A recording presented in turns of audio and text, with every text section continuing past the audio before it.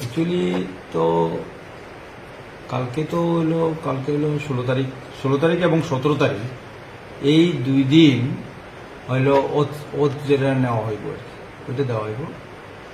আর 24 তারিখ থেকে বিধানসভার সেশন স্টার্ট। তো 24 তারিখে প্রথমেই আমাদের নির্বাচন হইব স্পিকার নির্বাচন পরে ঘোষণা, আমার ডিউটি যেটা আমি করব ঘোষণা করার পরে এরপরে সেশন স্টার্ট হইব। এটা 24 তারিখ থেকে 24, 25, 26 তো বন্ধ, শনিবার এবং রবিবার, সোম মঙ্গল আরো 2 দিন চলবে। 3 দিনের আপাতত, যদি আরো লাগে তো এক্সটেনশন হইব, নাহলে 3 দিনই শেষ হয়ে যাবে আমাদের অধিবেশন কালে।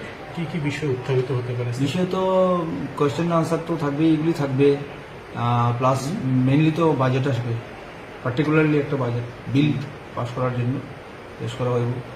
আর রাজ্যপাল মহোদয়ের তো ভাষণ থাকবে, এটার উপরে ডিবেট, কম্পিটিশন, এগুলি আলোচনা যাই হয় হইব। Thank you.